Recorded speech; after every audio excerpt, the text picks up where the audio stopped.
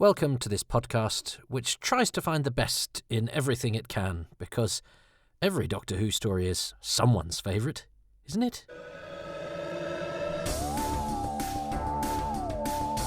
Welcome to Happy Times and Places, with me, Toby Hadoke. I hope you can join me for this episode 2 of our story. I'm wearing a disguise, even though you can't actually see me.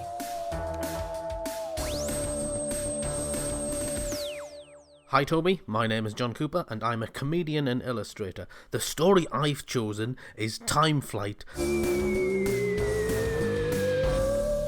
Right, well, I'm a little bit tired because it's taken me slightly longer to embark upon tonight's quest back in time, because it took me as long as it took the dinosaurs to die out to find the remote control.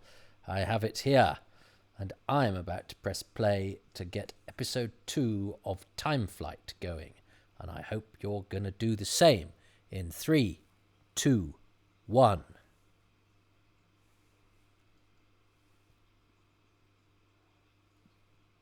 And that took far longer than episode 1. I try my best. Yeah. Be quiet, Alexa, or I shall smash you to pieces with a hammer. I live with a robot woman who ruins my life. Yes, look. By the very fact these are being done by me, they're going to be quite ramshackle. So if you're into exactness in terms of lining up of episodes and, you know, the sort of little professional tweaks, they're not going to happen. I mean, I will work hard to make sure the font is fastidiously observed on the closing credits.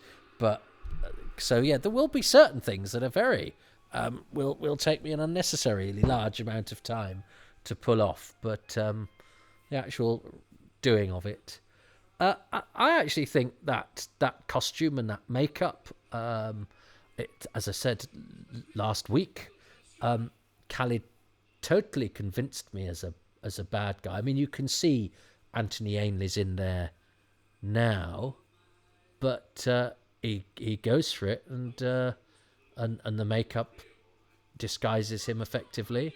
They bulked him out a bit as well, and he was a sort of convincing bad guy. Ooh, the doctor's question marks on his lapel are backwards. The question marks get a hard time now. I think because they sort of spread like a rash, didn't they? Sort of got one and then they gradually spread all over his body. I loved the question mark lapels as a young man. I thought they were a really sort of neat little touch, as I say, and you can have too much of a good thing, Doctor Number 7. I didn't like the cricket thing as a kid, because even though I played cricket at school, I think it tied him too much with one particular image. But actually, I do like this costume.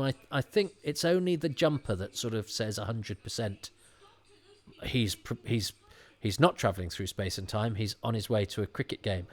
I think if the jumper didn't look like it couldn't be worn for anything else, I think the rest of the costume would get away with it. The silhouette's great, and I think the colours are great.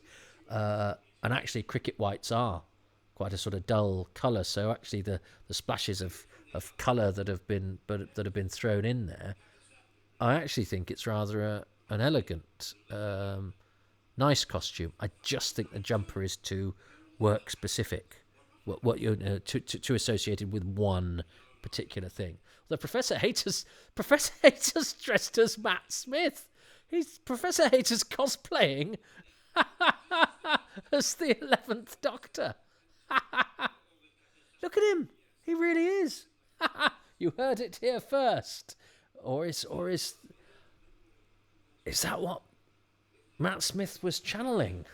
I think he's the Nigel Stock Doctor. Nigel Stock, a fine actor, who I remember, I think, his presence impressed, if not I think maybe my granddad, who was never massively demonstrative about a lot of things, but he knew if a good actor was in something, even though he had no theatrical associations at all. He just knew stuff. My granddad, he was of that generation. You could ask him anything about. He'd left school at, I think, 9 or something ridiculous. He was one of 12 kids, and yet probably knew more about a broad range of subjects than anybody I've ever met, because he just got on with life. And I think because he'd been denied an education, soaked up knowledge. And I stayed. It's not entirely irrelevant that I talk about him here, because I stayed at my grandparents when this was on, and they are the reason I missed the beginning of something, because they were. My grandmother was a Methodist who was all about, morals and stuff. You shouldn't drink, she'd say, and then at Christmas would have a Stone's Green ginger wine, and that somehow didn't count. But they lied to me. They lied to me because they watched Crossroads, I think. And I said, but Doctor Who's on. Doctor Who's on. They said, it's all right. It finishes before Doctor Who. And, they turn over and I'd go, but it started. They go, no, you've just missed the very beginning. And actually it turned out I missed a good chunk of it. And that, particularly when it comes to episode 4, because I remember Nigel Stock gets credited in episode 4. And he's not in, and I thought he wasn't in it, and I assumed it was just that he was on the reprise from the end of episode 3, where he dies. But no, he actually appears in a scene in the TARDIS with Stapley and Michael Cashman, Bilton. But I didn't see that scene, and that's quite a way in. We will see how much my grandparents made me to watch blooming Crossroads. But it was the fact that they fibbed to me. I knew that I wouldn't challenge, I wouldn't challenge that. That was quite mean. For Crossroads, I think it was Crossroads.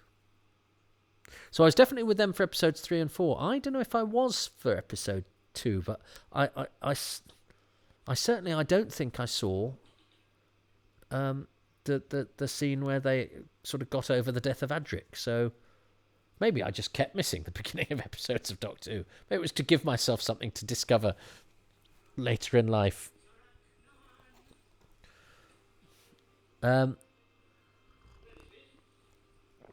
Stock was of good stock, a fine actor. I remember I live outside a place called Ludlow in Shropshire, and have the Ludlow Festival where visiting actors would come and do things. And I remember in the paper it said an actor who was due to come to the Ludlow Festival has died, and it was Nigel Stock. And I thought of him as very old. I think he was only in his mid-60s probably when he died, if that.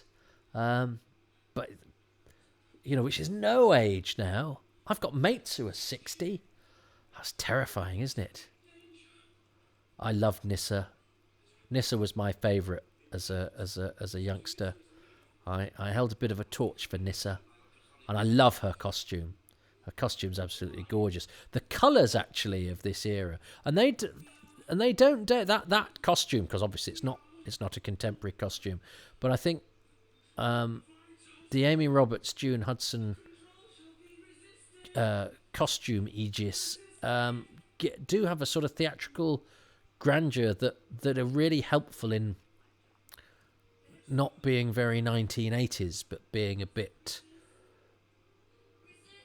but because they're slightly theatrical and therefore redolent of the past. I don't look at Nyssa's costume and go, oh, that's from a television show from the 1980s. But I could be wrong, because I don't know anything about costume, but and it's tied with my childhood. I love Captain Stapley. I'll stay with Nyssa. Good for you, Captain Stapley. That's the good sort. The bubble bath sort of works there, the bubble bath plasmatons.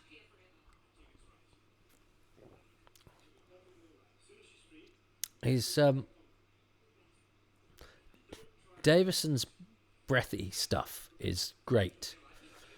Stuck on a fairly difficult set with which doesn't allow for much interesting shooting. Everyone's sort of standing around talking, although this isn't badly shot here. Some of the shots are just sort of 4 people standing in a row, but the grouping there was actually very nicely done, Ron Jones.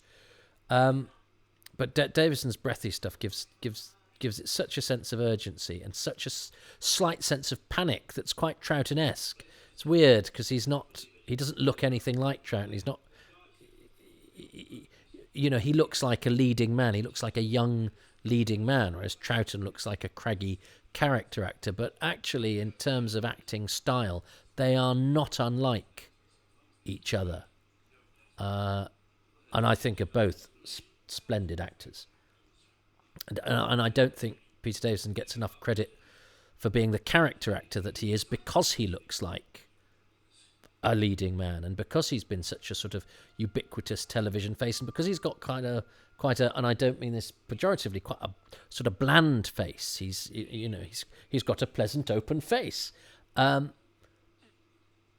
actually his skills as a character actor are I think, somewhat, I was going to say somewhat underrated, but they're not. He's never out of work. But I think he's more than a reliable TV face. I think he's a damn fine actor. Professor Hater's an absolute twat.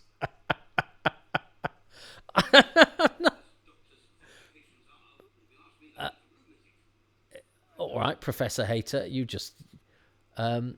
yes, I'm not sure what the idea is with making Hater such a Burke, but it does make what he does next episode sort of either unexpected or unsympathetic. I don't know. These aren't bad caves. Yes, Ron Jones directed this. You've got to love a sliding rock. They're the sort of things you take for granted in programmes of this ilk. Sliding rocks, sliding bookcases, rocks that you can get hit on the head with and not get concussion, but just sort of get knocked out without any lasting brain damage. The colours of the lighting in this set are nice. Ron Jones directing this. I don't think he was the first choice, was he? I think they asked Andrew Morgan, who doesn't direct until Time of the Rani, and was a very experienced.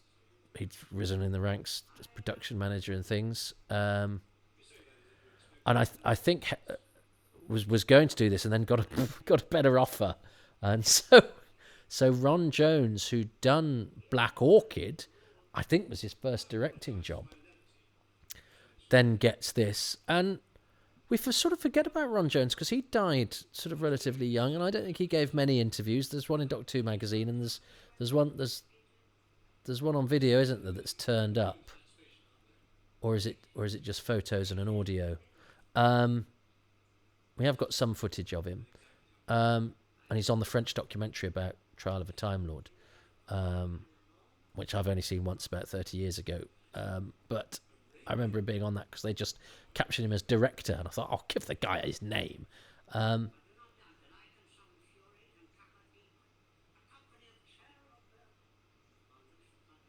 He's doing a decent job here, Anthony Ainley. He's I totally buy him there as Khalid. He seems like, but I mean, it's quite an early reveal for a villain. In retrospect, now you can see why. Anyway, Ron Jones. We sort of forget was has quite a long career as a Doctor Who director, right through till season 23, right? So throughout Peter Davison and into Colin Baker, and nobody talks about him much because he Time Flight, Arc of Infinity. None of them are ever the stories that people love. Although I think he does a brilliant job on Frontios, which I'm looking forward to doing. I think is a story not talked about enough, and he does a decent job on Vengeance on Varos. And depending on how you like your Doctor Who, Mind Warp, I'm going to be interested to see how I react to that. But this, I always think this has I think people think of this as being a bit flat and a bit cheap, and it's interesting because the story is a lovely idea, isn't it? About the alien race with the two distinct sort of sides, and then being influenced by a baleful force. In this case, Khalid / the Master is a nice setup.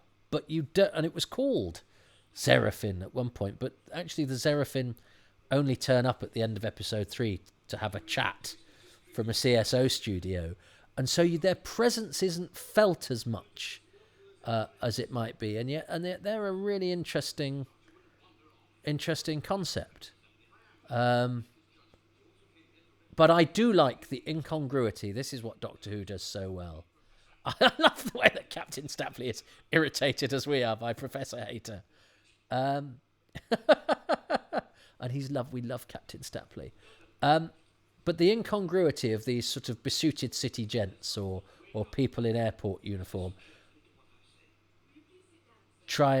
doing this sort of parody airline stuff and trying to break into an alien catacomb. If there's nothing as... Oh, see, this is good. They're doing this really, really well. And oh, that's really creepy. The idea that they can start parroting the stuff that they do as a job. That's quite a sort of grotesque parody of what they actually do because of the setting and because of the fact that we know they're parroting it because something is exerting its control. That's really good. Yeah, I thought that was really effective.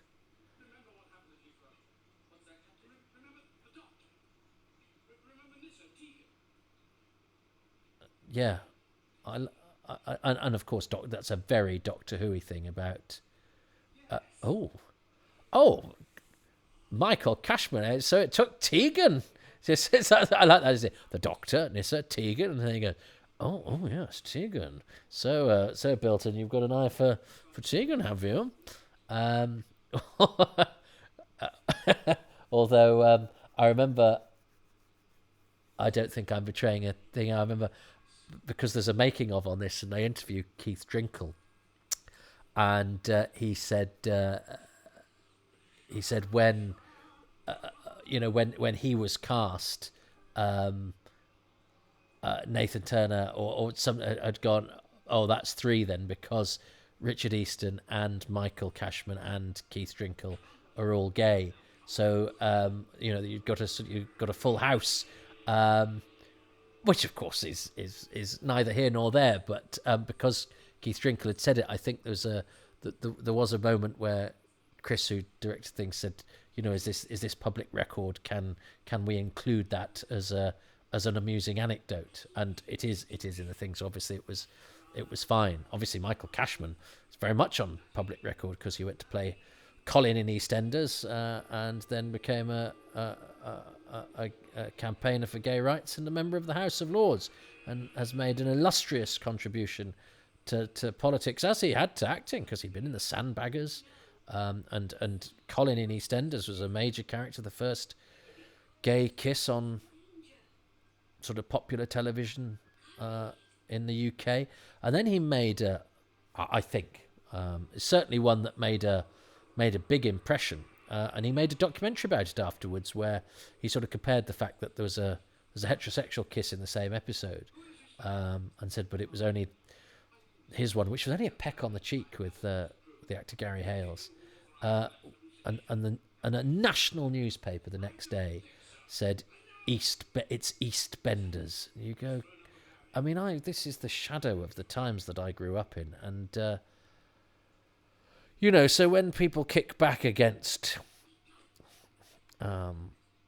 political correctness or whatever, it comes from an important place. It comes from the fact that not all that long ago there are some things that were absolutely extraordinary to behold now, that were mainstream enunciations from supposedly respectable and certainly, widely digested organs I did not intend to do double entendre there, but I'm quietly proud of myself that I got one in whilst making a very serious point. And Cashman's documentary was really interesting because he talked about how actually some kids came up to him and said, "Give us a fiver, give us a tenner." And he said, "No, no, no." And then eventually he said, "What's going on? Why are you doing that?" And they said, "There's a bloke over there who told us to go and ask you."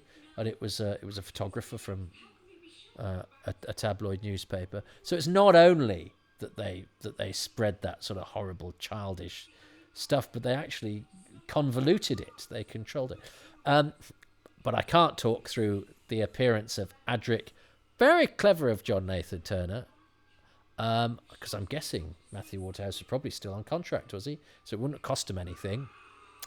But it means he gets his name in the Radio Times. So fans who are looking ahead, because the Radio Times would have come out before Earthshock's final episode was broadcast, would not know that Adric wasn't in the following week because the cast list was for both episodes.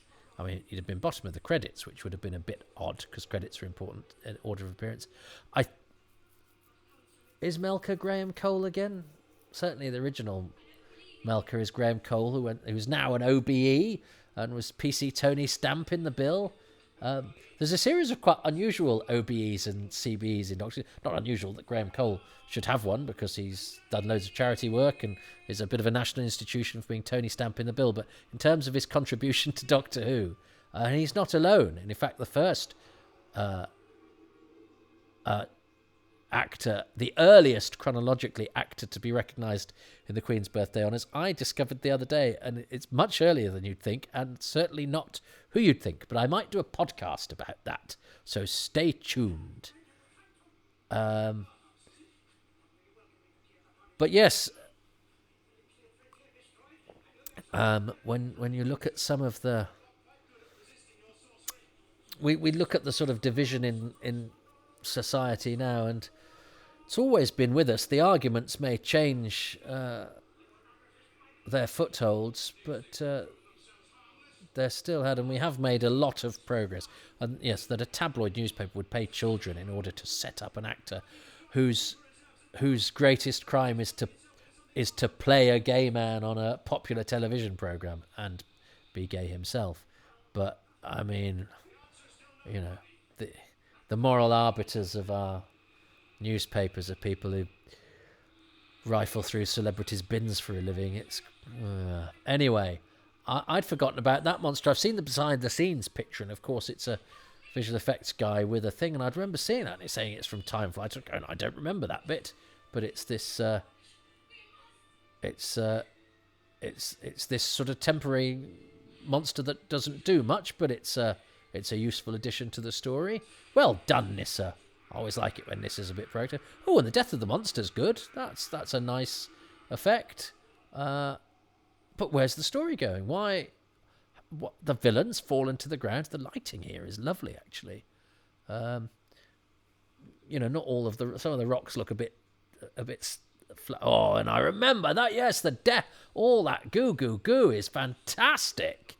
There's a series of quite nice goo from the nose deaths in the Davison era. There's the pteroleptil, isn't there? And there's a sea devil in Warriors of the Deep.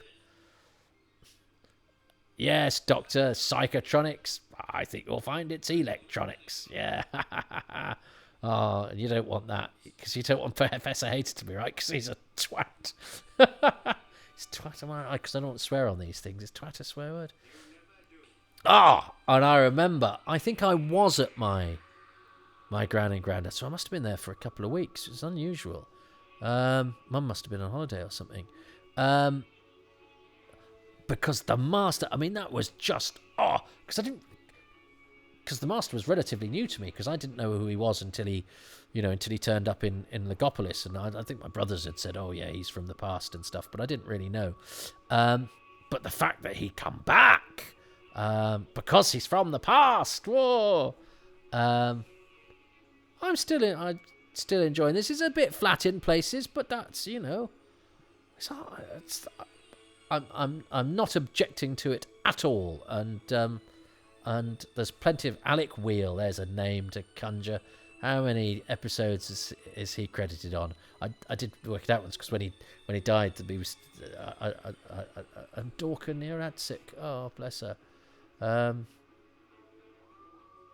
Anyway, Alec Wheel, senior cameraman, legend. So, what am I going to? And I think I'm going to go to bed after this one. I was hoping to do this all in one night, but I started about an hour and a half after I'd intended to, because I couldn't find this.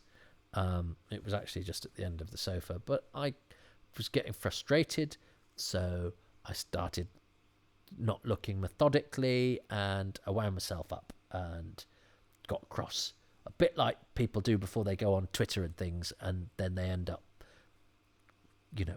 spoiling things, which is what this is an antidote to. So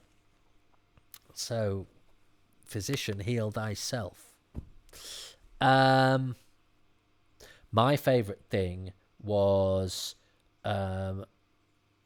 Bilton and Stapley sort of reverting back to their piloty selves and parroting that stuff in that sort of grotesque parody of what they would do in their workplace, but it's because they were being forced so to do by the malevolence controlling the sanctum.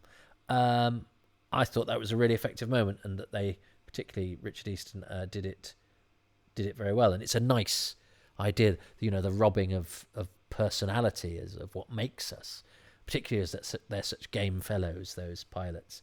I thought was really effective. Now, what did John Cooper choose? I think I've got to go back a little bit for John, because I went forward a little bit when last time.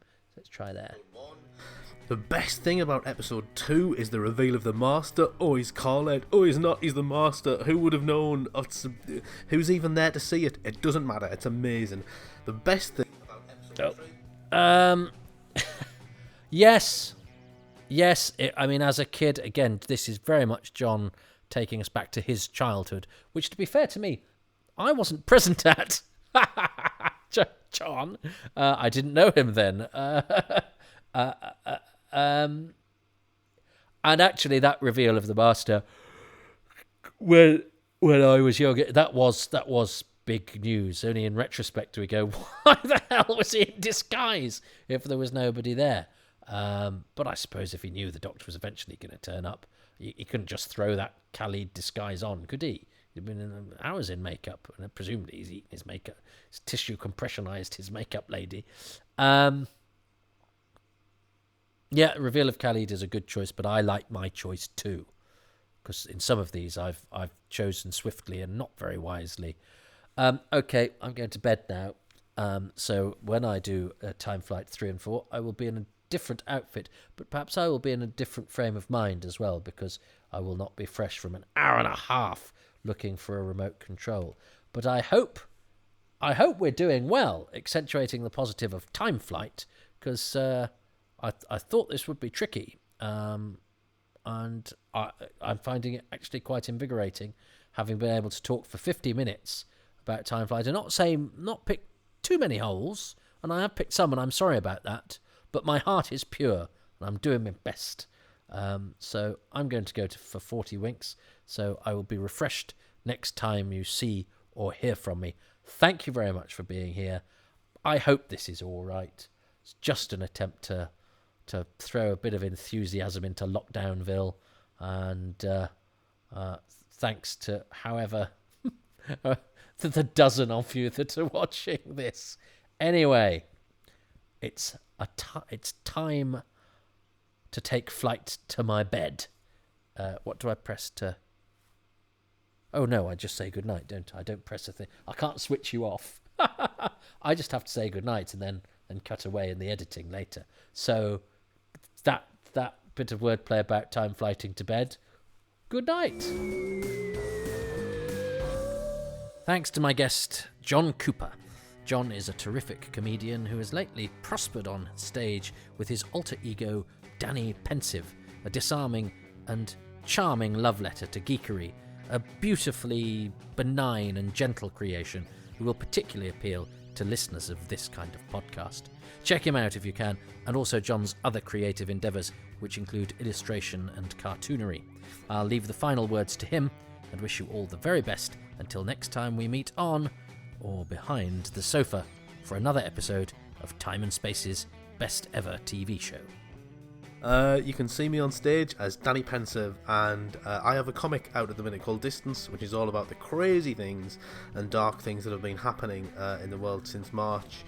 It's a strip that I've started. It's going on Kickstarter. You can find out more about it at johncooper.org.uk. Happy times and places.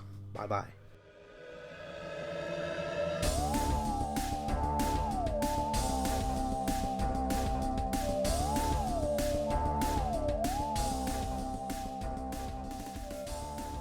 Thank you for listening to my supersonic podcast, Happy Times and Places, which was presented by me, Toby Hadoke. My special guest was John Cooper. The music for this podcast was specially composed by Dave Gates. My thanks to this episode's featured patrons: James Blackett, Michael Dennis, Tim Dickinson, Pete Dillon Trenchard, Christopher Joyce, Andy Kitching, Pip Madeley, Russell Parker, and Monsieur Poirot.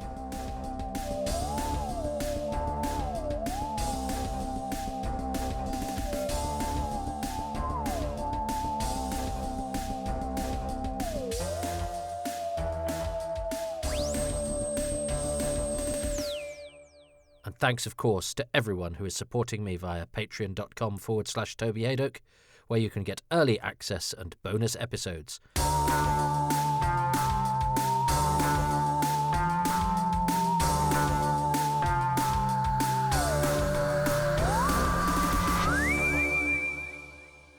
Don't forget to subscribe to the official Toby Hadoke YouTube channel.